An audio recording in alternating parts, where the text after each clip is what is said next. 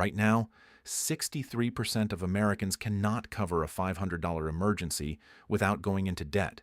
And if you're one of them, you're one car breakdown, one medical bill, one layoff away from a financial spiral that could take years to escape. Here's what that actually means. Your transmission fails. $1,800. You don't have it. So you put it on a credit card at 24% interest. Now you're paying $67 extra every month just in interest. Money that could have gone toward rent, groceries, or saving for the next emergency. But there will be a next emergency. Your kid needs braces. The furnace dies. You get laid off. Each. One compounds the last until you're trapped in a cycle where debt creates more debt and financial security feels impossible. The headlines call it living paycheck to paycheck. The reality is darker. You're one crisis away from collapse. But there's a methodical way out, and it starts with a number most financial advisors get completely wrong. The idea of an emergency fund isn't new.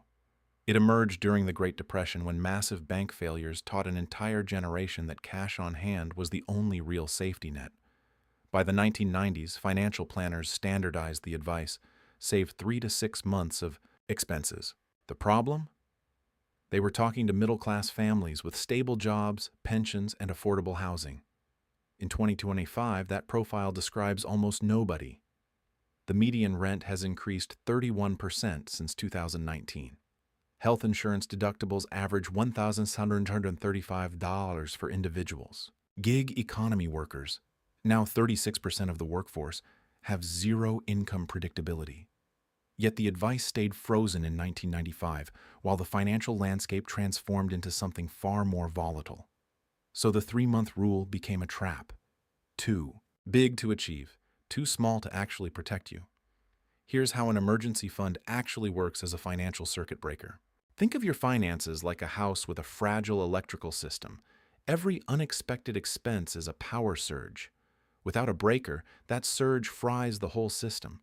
You miss rent, you default on a loan, your credit score drops 80 points, and suddenly you can't qualify for anything except predatory lending at 400% APR. The emergency fund is the breaker. It absorbs the surge, so the system keeps running. But here's what most people miss. The fund needs to be big enough to handle your actual exposure, not some generic formula. A $1,000 starter fund, the advice you see everywhere, covers basically nothing in 2025. One urgent care visit with a high deductible plan, $2,200. Minimum car repair, $1,800. That's not a safety net. That's a Band-Aid on a bullet wound. And the exposure keeps growing. The average emergency now costs $3,500 according to Bankrate's 2024 survey. But that's an average. Half of emergencies cost more. Job loss, the big one, now takes an average of 5.2 months to recover from if you're over 35. Do the math. If your monthly expenses are $3,000, you need $15,600 just to survive unemployment. Not thrive, survive. No vacations, no eating out, just rent and ramen. Meanwhile, 78% of workers have less than $2,000 saved. The gap between what you need and what you have isn't shrinking. It's exponential. And here's the compounding damage. Every time you raid your savings for an emergency, you reset to zero. You're not building wealth. You're running on a treadmill, where the speed keeps increasing and you're already exhausted. But here's what most people miss. You don't need 6 months of expenses. You need 6 months of survival expenses. There's a massive difference. Your current spending includes streaming services, gym memberships, occasional takeout, the nicer grocery brands, things that disappear instantly in a real crisis. Your survival number is rent, utilities, minimum loan payments, basic food, transportation to work, and insurance. For most people, that's 40–60% of normal spending. If you spend $4,000 a month now, your survival mode is probably $2,200. That means your real emergency fund target isn't $24,000, it's $13,200. Still big, still intimidating, but suddenly possible. The revelation: financial security isn't about maintaining your lifestyle during a crisis.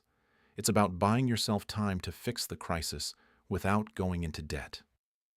Here's the realistic 6-month plan to hit $10,000. Month 1. Build the foundation. Calculate your actual survival number, not what you spend, what you'd have to spend. Track every dollar for 30 days. Then automate $200 into a separate high-yield savings account the day you get paid. Why $200? It's enough to hurt a little, but not enough to break you. Start there. Months. 2 to 3. Find the margins. Cut one subscription. Meal prep Sundays. Sell unused stuff. These aren't forever changes. They're temporary funding sources. Stack another $400, $600 total across these 2 months.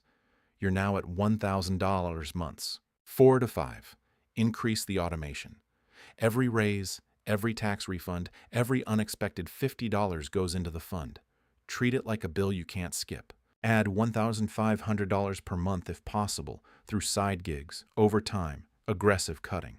Month 6. Hit the milestone. You're at $10,000. It's not 6 months yet, but it's enough to absorb most crises without debt.